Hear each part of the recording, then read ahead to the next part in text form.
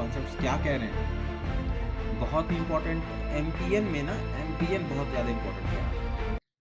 Hello there everyone, welcome to GATE academy. हम लोग अभी इन्वायरमेंटल इंजीनियरिंग की सीरीज स्टार्ट किए हैं, जिसमें हम लोग इन्वायरमेंटल इंजीनियरिंग के आए हुए सभी बहुत महत्वपूर्ण और इंपॉर्टेंट टॉपिक्स पर डिस्कशन कर रहे थे, है ना। तो आइए पहले उससे जानने से पहले हम अपने बारे में, कोर्स के बारे में कुछ प्रचार कर लें। CBT 1 प्लस CBT 2 777 रुपीज़ में है, जिसमें कि आपका टेक्निकल कंटेंट पूरा कवर है, ठीक है।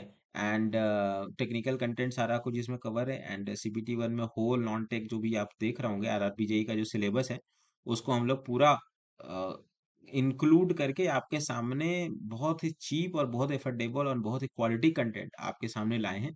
CBT 1 का जो प्राइस है वो 499 है, ठीक है। अगर आपको लग रहा हो कि अगर आपका टेक्निकल स्ट्रांग है and you don't need any guidance for technical, so for the end मेरा बस नॉन टेक मुझे काम करना है CBT 1 के लिए, उसके बाद बस मैं रिवाइज करूंगा and this is the thing, तो आप जाके CBT 1 का कोर्स हमारे डिस्क्रिप्शन लिंक से देख सकते हो। RRBJE का ये पोस्ट इंक्रीज होने के चांस है काफी अच्छे हैं, 3000 पोस्ट की खबर आ रही है मेरे पास। तो आइए देखते हैं आगे कि गेट 2025 की जो कोर्स है हमारे पास वो 2222 में है ना। अगले साल का जो गेट एकेडमी का कोर्स है, हो सकता है कि किसी बच्चों को हो सकता है कि they had done coaching in this और थोड़ा सा असिस्टेंस नीडेड हो। तो ऐसे केस में अब ऐसा थोड़ी है कि अब अगला आदमी महंगा सा कोर्स लेगा एंड फिर से उसको परचेज करेगा। नहीं, ये सुटेबल होता है इतना। वो लगता है कि फिर यूट्यूब से पढ़े या फिर कोई अच्छा सा एक गाइडेड कंटेंट बहुत गाइडेड अप्रोच के साथ मिल जाए तो अच्छा रहता है उसके लिए। तो गेट 2025 का कोर्स है 2222 में। गेट 2026 को जो लोग टारगेट कर रहे हैं 4444 में, 4444 में। गेट 2027 को जो लोग टारगेट कर रहे हैं वो 6666 में, केवल इसमें जीएसटी इंक्लूसिव है, ठीक है। और जो लोग गेट 2026 और गेट 2027 के कोर्स लोग खरीदेंगे तो उनको free smart course and dopamine course मिलेगा आपको फ्री में, ठीक है। तो ये काफी बहुत अच्छा मौका है, सुनहरा मौका है पढ़ाई करने वालों के लिए। इतना बहुत काफी कोर्स है। अगर अपने तैयारी का समय मिला होता तो मुझे और अच्छा लगता, क्योंकि मेरे पैसे बचते इसमें। RRB JE and SSC JE 2024 2025 and RRB JE 2024 का कोर्स हम लोग बहुत अच्छे से निकाले हैं 777 क्रूज में। आप देख चुके होंगे कैंपस रिक्रूटमेंट ट्रेनिंग। जो बच्चे कैंपस की तैयारी कर रहे हैं, फाइनल ईयर में हैं एंड उनको लगता है कि I am very weak in like GD NPI and all these abilities, और मुझे इनको थोड़ा सा शार्पन करना है, थोड़ा इन्हेंस करना है, कैसे आपको बोलना है, क्या करना है, तो आप ये 777 का एक बार कैंपस रिक्रूटमेंट ट्रेनिंग कोर्स लेकर के देखो। I hope that it will benefit you lot. All AE and JE state courses 777 में। इतना सस्ता कोर्स पूरे ऑल ओवर इंडिया कोई नहीं दे रहा है, और इतने अच्छे प्लेटफॉर्म पर, है ना। कई लोग दे भी रहे हैं तो उनका कोई ऑथेंटिसिटी नहीं है गाइस, है ना। ऑथेंटिसिटी नहीं है कि आज पढ़ा रहा है कल नहीं पढ़ाएगा, है ना। तो ऐसी चीजें नहीं है। हमारे पास पूरा एक बहुत अच्छा कंटेंट है, बहुत गाइडेड अप्रोच के साथ कंटेंट है एंड बहुत असेंबल्ड वे में कंटेंट है। आप देख सकते होंगे हमारे बच्चे जो भी लिए इस कोर्स को काफी अच्छे से बेनिफिटेड है। And smart course and dopamine course हमारे पास 555 का कॉम्बो है। आप इसको 999 में ले सकते हो। ESC non tech for those who are targeting for ESC 2025। अभी सुनने में भी आ रहा है कि आईईएस की जो पोस्ट है, जो आईआरएमएस स्ट्रक्चराइजेशन हुआ था, तो आईईएस की जो पोस्ट हट गई थी वो फिर से अब अलग होगी, ऐसा कुछ आ रहा है। तो आई होप कि अब ईएससी में लगने का समय है, तो आप लग सकते हो उसमें। ईएससी नॉन टेक हमारे पास 777 में है। अगर आपको लग रहा होगा कि आपको मटेरियल साइंस और जनरल एप्टीट्यूड और मैथमेटिक्स थोड़ी सी वीक है, तो आप ये जाके कोर्स ले सकते हो। गेट सब्जेक्ट वाइज जो कॉम्बो अवेलेबल है हमारे पास, है ना, बहुत सारे सब्जेक्ट कॉम्बो हमारे पास अवेलेबल है, तो आप ले सकते हो। इसके अलावा गेट 2025 का टेस्ट सीरीज हमारे पास है सिविल इंजीनियरिंग का। Subject wise basic level 10 test, subject wise advance level 10 test, subject multiple subject test 10 test, chapter wise test 100 test, full length mock test 10 test.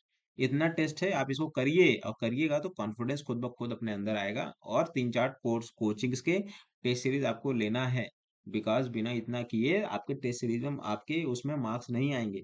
जो आप लाओगे तो उसका 10 15 नंबर ही आपका गेट में बढ़ेगा, राइट है। समझ में आया आप लोग को? तो आप लोग को टेस्ट लेना जरूरी है, बिना टेस्ट लगाए कल्याण नहीं होगा गेट में। गेट सिविल का पीवाईक्यू ई बुक है वॉल्यूम 1। प्राइस है इसका केवल 222 plus GST. Available on Google e books, आप देख सकते हो। इंजीनियरिंग मैथमेटिक्स है आपका, स्ट्रेंथ ऑफ मटेरियल है, RCC structure and pre stress concrete है, स्ट्रक्चरल एनालिसिस है, जनरल एप्टीट्यूड है, डिजाइन ऑफ स्टील स्ट्रक्चर है, जियोमेट्रिक्स इंजीनियरिंग, कंस्ट्रक्शन मटेरियल से मैनेजमेंट है, इंजीनियरिंग मैकेनिक्स है। उसके बाद गेट सिविल पीवाईक्यू है, ई बुक वॉल्यूम 2, जियो टेक्निकल इंजीनियरिंग 227 पेजेस के हैं, सोचिए इसमें ज्यादा इंपॉर्टेंस है। फ्लूइड मैकेनिक्स है 189 का, ट्रांसपोर्टेशन इंजीनियरिंग है 142 का, 142 पेजेस का, इन्वायरमेंटल इंजीनियरिंग है 161 का, इंजीनियरिंग हाइड्रोलॉजी है 72 पेजेस का, इरिगेशन इंजीनियरिंग कम आता है तो 37 पेजेस का। तो आप देख सकते हो इसी के साथ जो जनरल एप्टीट्यूड की किताब है, बहुत इंपॉर्टेंट है आपकी गेट में रैंक, में बार बार बोल रहा हूँ कि आपकी गेट में रैंक मैथमेटिक्स और एप्टीट्यूड से ही बनती है, आप उसको अवॉइड नहीं कर सकते। और ये कभी कभी ऐसा होता है कुछ बच्चों को कि मतलब कट ऑफ निकल जाए, कहीं पे होता है प्राइवेट सेक्टर्स में इंटरव्यू के लिए क्या होता है कि बस बोला जाता है कि गेट क्वालिफाई कर लो, तुम्हारा काम बन जाएगा।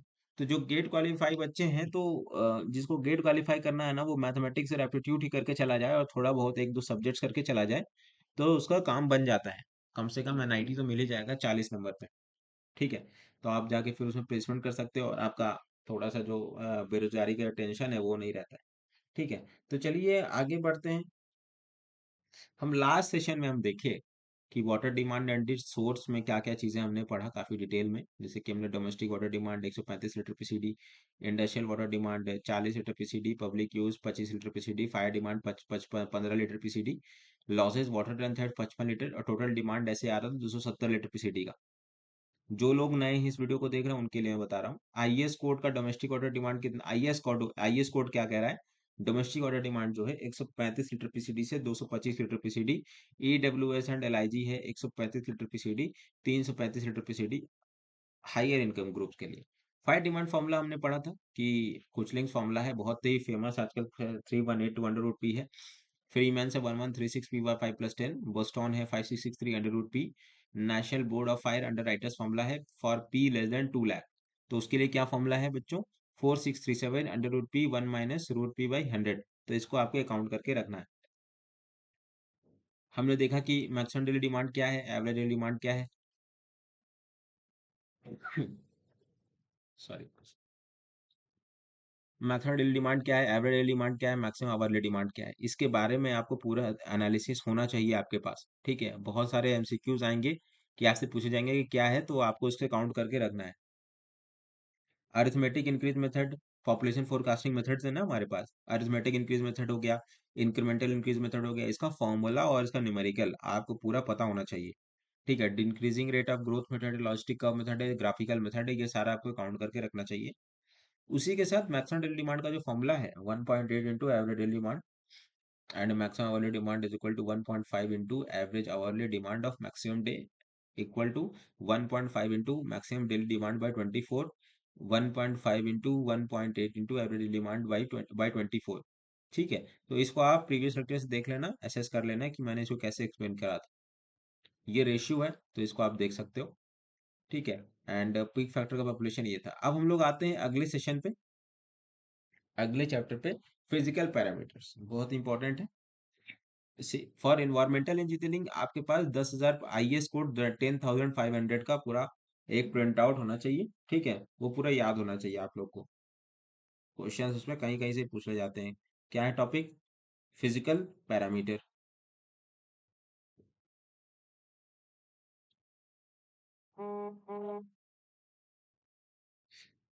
फिजिकल पैरामीटर है। ठीक है,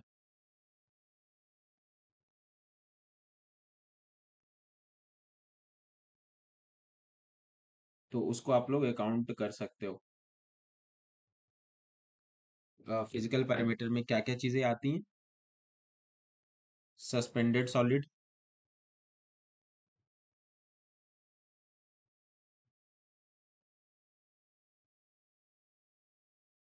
टर्बिडिटी, तीसरा कलर, है ना, फिजिकल, जो आपको देखने से पता चले या फिर जो आप फिजिकली, राइट, फिजिकल, राइट, तो आप समझ रहे होंगे उसका मतलब फिजिकल। एंड आफ्टर दैट आप देख सकते हो कि फोर, टेस्ट एंड ऑर्डर, ये बहुत इंपॉर्टेंट है, छोटे छोटे ना एमसीक्यू यहाँ से बन जाते हैं, बहुत आसान आसान, तो आप उसको भी देख सकते हो। टेम्परेचर, ठीक है, तो आपको सबका रेंज पता होना चाहिए, एक्सेप्टेबल लिमिट क्या होती है, सबकी एक्सेप्टेबल लिमिट क्या होती है और परमिसिबल लिमिट क्या होती है, तो आप उसको अकाउंट करके रखोगे।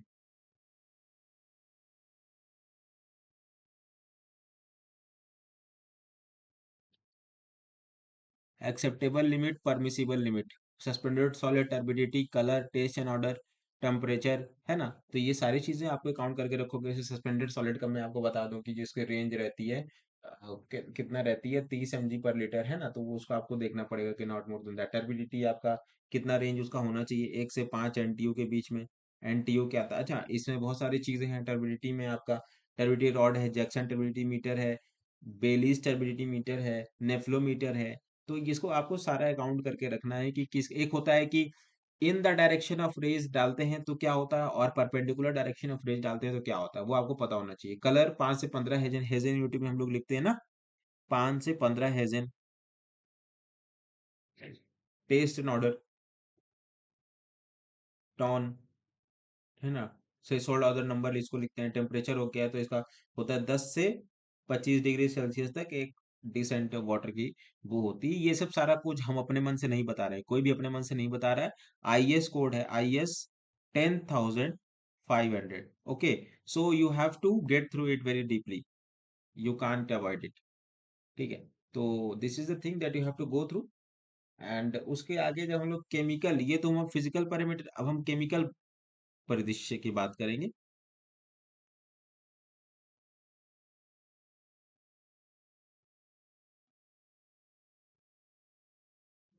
chemical parameters. So let's try to know that what are chemical parameter consist of. What is TDS, total dissolved solid, solids, whatever. Number two, alkalinity. Number three, pH, power of hydrogen. Number four, hardness. Number five, chloride content. Okay. Number five is chloride content. Number six, nitrogen content.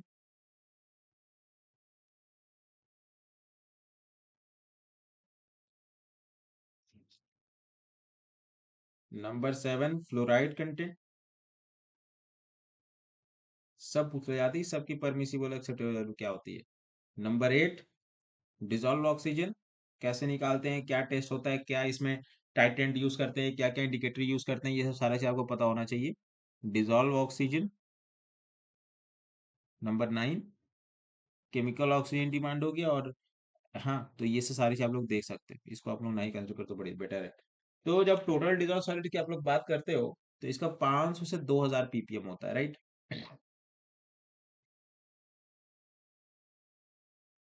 है ना, parts पर million. क्या क्या इसमें आपका indicator use करते हो, किस में एलईडी यूज कर रहे हो, किस में आपका एन कौन कौन सा टाइटेंट यूज कर रहे हो, ये सब आपको पता होना चाहिए। अल्कैलिनिटी के बारे में हम क्या कहेंगे कि 200 से 600 mg/लीटर होता है। Okay, pH is there 6.5 to 6.5 to 8.5 guys, all you need to know, है ना। बहुत अच्छे समझा रहा हूँ, अच्छे समझिए और पेपर फोड़ के आएंगे जो लोग इस लेक्चर को देख रहे हैं। एंड उनको मैं पक्का गारंटी के साथ कह सकता हूँ कि they will truly crack it, crack the exam. ठीक है। हार्डनेस, हार्डनेस की मैं क्या कहूँ आपको, हार्डनेस इज लाइक 200 से 600। आप दे अल्कलिनिटी और हार्डनेस का सेम है। ओके, क्लोराइड कंटेंट है 250 से 1000।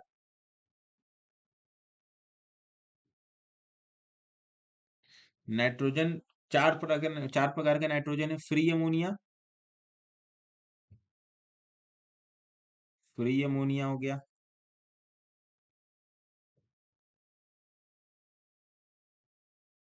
Free ammonia, organic ammonia,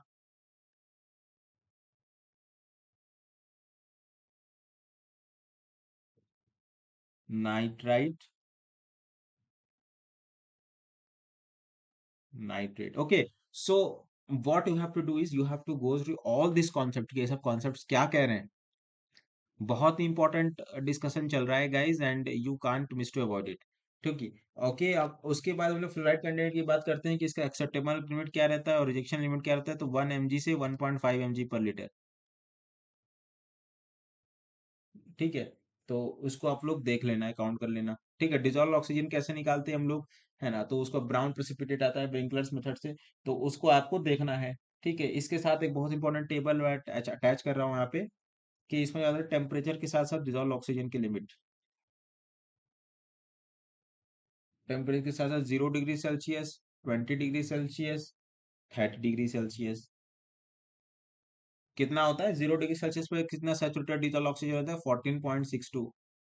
okay, all these are in mg/liter। Okay, 14.62, 9.17 for 20 degree Celsius, and 7.63 for 30 degree Celsius. मतलब as the temperature is increasing, the quantity of saturated dissolved oxygen is also getting reduced. So these are the basic thing that you need to know. उसके बाद हम लोग आएंगे physical, हमने discuss किया, ये देखिए फिजिकल पैरामीटर हमने डिस्कस किया। केमिकल पैरामीटर्स के बारे में हमने बात करी कि बहुत इंपॉर्टेंट है। अब हम लोग बात करेंगे बायोलॉजिकल के बारे में, राइट।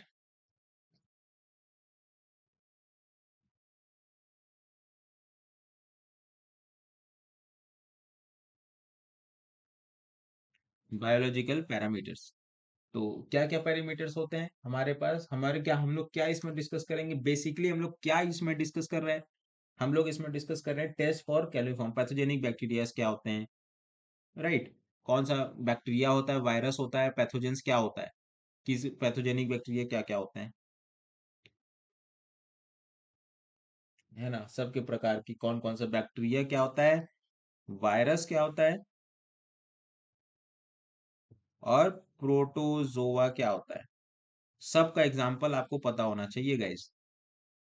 बहुत सारे एग्जाम्पल्स हैं, क्वेश्चन पूछ लिए जाते हैं एग्जाम्पल से। मैं बता रहा हूँ, मैं आपको दिखाऊंगा अभी पीवाईक्यू, इसके बाद मैं अपने पीवाईक्यू सीरीज स्टार्ट करूंगा इस बेसिस पे ही। तो इसको आपको अकाउंट करके रखना है कि पैथोजेनिक बैक्टीरिया क्या होता है। ठीक है, हम लोग इसमें क्या coliform index, E coli index नापते हैं हम लोग, ठीक है।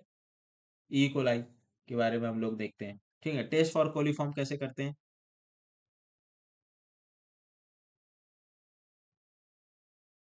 ठीक है, मेम्ब्रेन फिल्ट्रेशन टेक्निक है, एमएफटी बोल सकते हो इसको। एंड उसके बाद हम लोग MPN, most probable number test करते हैं, ओके। एमपीएन टेस्ट हो गया। ओके, उसके बाद हम लोग कोलिफॉर्म इंडेक्स टेस्ट करते हैं।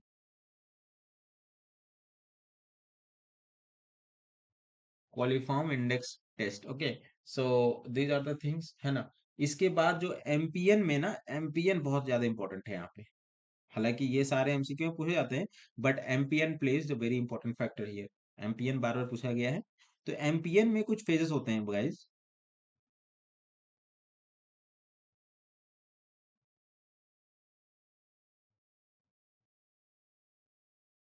पहला फेज क्या कह रहा है? प्रीजम्पटिव टेस्ट, हम लोग पहले शक करते हैं, एज्यूम करते हैं। दूसरा होता है confirm test, like we confirm that E coli exist there. तीसरा कंप्लीटेड टेस्ट ना, पूरा एकदम कंफर्म जो बताएगा आपको कि दिस इज द थिंग। तो इसके ना ये होते हैं, ठीक है। और एमपीएन की कैलकुलेशन के लिए हमारे पास,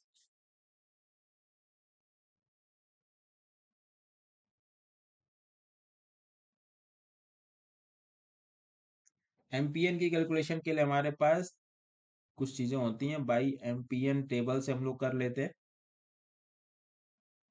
बाइस थॉमस इक्वेशन कह लो, या फिर एक बहुत इंपॉर्टेंट है पॉइजन डिस्ट्रीब्यूशन। आजकल गेट में क्वेश्चन इससे बनता है, पॉइजन डिस्ट्रीब्यूशन फंक्शन से। ठीक है, एक थॉमस कैविटेशन नंबर से, सॉरी, थॉमस कैविटेशन नंबर वो अलग है फ्लूइड मैकेनिक्स में, अगर आप लोग रिलेट कर पा रहे होंगे तो। यहाँ पे थॉमस इक्वेशन है, डोंट कंफ्यूज विद दैट, एक एफए में पढ़ते हैं हम लोग, ठीक है। तो उसको आप लोग अकाउंट करके रखोगे, ठीक है ना। तो this is the thing that you need. और एक हमारे पास कौन कौन सी बैक्टीरिया होती हैं, ठीक है, आप लोग उसको देखोगे। अच्छा, आईएस कोड आपको घोल के पी जाना है यहाँ पे गाइस। रिक्वेस्ट है आपसे, अगर आप लोग पढ़ रहे हो अच्छे से, तो आप लोग आईएस कोड 2012 जो लेटेस्ट है ना, उसको आप लोग को पढ़ना बहुत जरूरी है, ठीक है ना। तो this is the thing that you need to know. And ये सारा चीज आपको पढ़ना है। ओके, केमिकल पैरामीटर्स क्या है, फिजिकल पैरामीटर्स क्या है, and this is the thing. And I hope कि आपको लेक्चर्स ठीक लग रहे होंगे। उसके बाद एक बहुत इंपॉर्टेंट है कि आपको पता होना चाहिए जो डेंजरस मटेरियल्स होते हैं, जनरल डेंजरस मटेरियल ऑर्डर, जैसे कि जो बहुत ही छोटी सी मात्रा में अगर बॉडी में जा रहा है तो वो बहुत हार्मफुल है। ठीक है। हजार्डियस मटेरियल कह लो एक सेंस में, हजार्डियस मतलब जानलेवा।